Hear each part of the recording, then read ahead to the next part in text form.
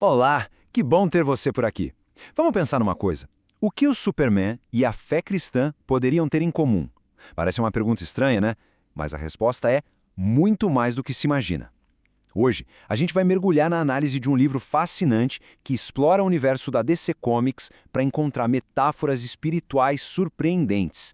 É uma jornada para descobrir como as histórias dos nossos super-heróis favoritos podem, na verdade, refletir temas super profundos de propósito, sacrifício e redenção. Olha só que interessante. De um lado, a gente tem esses mitos modernos da cultura pop, né? Figuras de poder, de fantasia.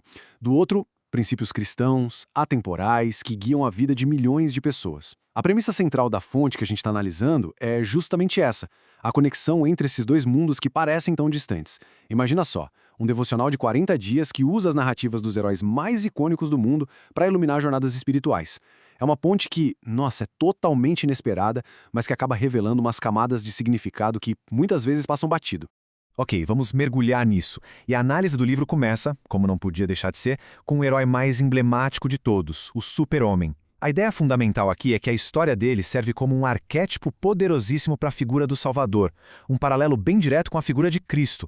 Para a gente entender a base desse argumento, é super importante definir o que é uma figura de Cristo na literatura. Olha, não se trata de dizer que o personagem é Cristo, não é isso. É um arquétipo, ou seja, um personagem cujas características essenciais espelham as de Jesus. Uma origem especial, um sacrifício pela humanidade, um período de preparação longe dos olhos do público e, claro, uma missão para salvar o mundo. Com essa lente, a história do Kal-El ganha uma dimensão completamente nova. E agora, o que é realmente fascinante é a profundidade desses paralelos. O livro detalha tudo, ponto a ponto. Primeiro, o Superman não é deste mundo. Ele foi enviado pelo Pai de um reino celestial para salvar a Terra. Segundo, sua preparação, aquele tempo aprendendo a usar os poderes e a entender seu propósito, aconteceu no anonimato de Smallville, bem longe dos holofotes, o que ecoa os anos de obscuridade de Jesus antes de seu ministério. Ele se revelou publicamente para o mundo por volta dos 30 anos, uma idade bem simbólica. E o ponto mais dramático de todos, ele se sacrificou para derrotar o inimigo que parecia invencível, o Apocalipse. Uma alegoria muito clara da vitória sobre a própria morte. Para fechar, depois do seu retorno triunfante, outros heróis como o Aço e o Superboy se levantaram em seu nome, inspirados pelo seu exemplo. É uma dinâmica que lembra muito como os discípulos levaram a mensagem adiante depois da ressurreição. E essa ideia toda é ilustrada brilhantemente por este versículo bíblico que o livro usa para ancorar a análise. A passagem de 1 João 4,14. E vimos e testificamos que o Pai enviou seu Filho para Salvador do mundo, funciona como uma pedra fundamental, sabe?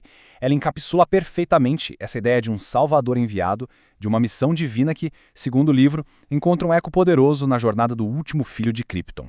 Vamos seguir em frente então e ver como isso se desenvolve. Porque, depois de estabelecer essa base com o Superman, a análise se expande de uma forma muito interessante.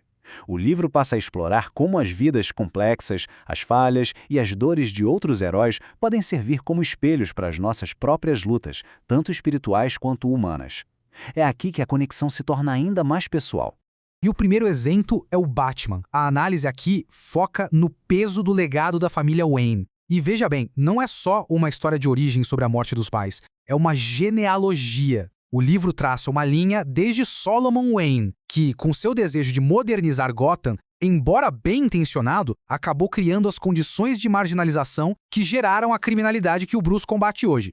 O livro compara isso com as longas genealogias bíblicas. Elas também não são só listas de nomes. Elas mostram como as bênçãos e os erros de uma geração são herdados pela seguinte, reforçando uma linhagem prometida, um plano maior, mas também o peso do passado. Tanto para o Bruce Wayne quanto para figuras bíblicas, a herança familiar molda profundamente o presente e a missão. E que tal a busca por identidade? A Supergirl é um caso de estudo perfeito para isso. A história dela nos quadrinhos foi reescrita tantas vezes que virou um labirinto. Ela já foi a prima kryptoniana do Superman, uma forma de vida artificial criada pelo Lex Luthor, um anjo terrestre fundido com uma humana, enfim. O livro usa essa instabilidade toda como uma metáfora brilhante para a busca humana por uma identidade que seja verdadeira, que seja firme. O argumento é que, assim como a personagem precisou de incontáveis retcons para encontrar sua verdadeira essência, as pessoas também atravessam fases de confusão e crise até se firmarem em algo maior. E, claro, o texto aponta que esse algo maior é a fé. Isso tudo nos leva a uma questão que é central e que ecoa por quase todas as histórias de heróis. Será que o nosso passado realmente define o nosso futuro? Para muitos desses personagens, o passado não é só um pano de fundo, não. É uma força ativa, uma fonte de conflito constante que eles precisam enfrentar todos os dias.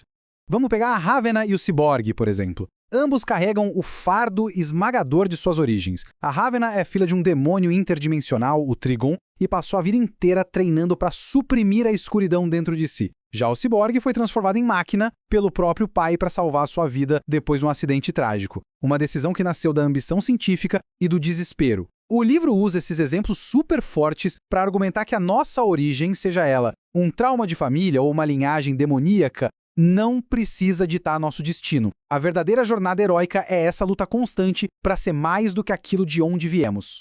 Então, o ponto crucial aqui é a perspectiva da ressignificação que o livro oferece. Um passado difícil não precisa ser uma sentença. As experiências negativas podem se tornar lições poderosíssimas sobre o que não se tornar.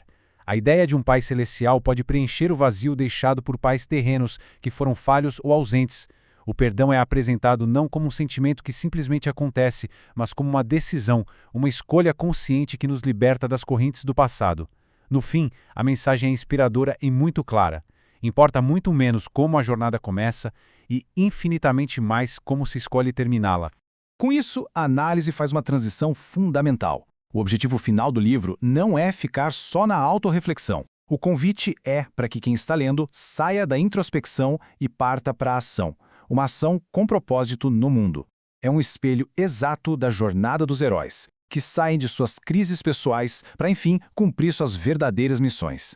E esse chamado à ação é dividido em passos bem claros. Primeiro passo, ver a necessidade. A inspiração aqui é o Steve Trevor, que quebrou a bolha de Temícera ao levar a realidade da guerra mundial para as Amazonas. Segundo passo, ser parte da solução. O Trevor não apenas contou o problema para Diana, ele foi com ela para o fronte de batalha. E o terceiro passo, aceitar uma segunda chance. Aqui a alegoria surpreendente, o Esquadrão Suicida. Um grupo de vilões condenados que recebem uma oportunidade de redenção através de uma missão quase impossível. Isso mostra que ninguém está além da chance de fazer o bem.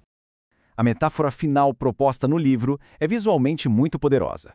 Pensa na Liga da Justiça. Eles têm a Sala da Justiça na Terra, que é um lugar de encontro visível terreno. Mas eles também têm a Torre de Vigilância, lá no espaço, sua base de operações maior, celestial. O livro argumenta que a igreja funciona de um jeito parecido. Existe a reunião terrena, presente, que podemos ver, e existe uma comunidade celestial, futura e muito maior, com a qual a primeira está conectada. É uma bela ponte entre o visível e o invisível, o imediato e o eterno. E assim a análise se encerra não com uma resposta definitiva, mas com uma pergunta que ecoa os desafios do próprio livro. Diante de todos esses arquétipos de sacrifício, de legado, de superação e de missão, a pergunta que fica agora é transferida para quem ouve. Qual é a sua história? Qual é o seu propósito?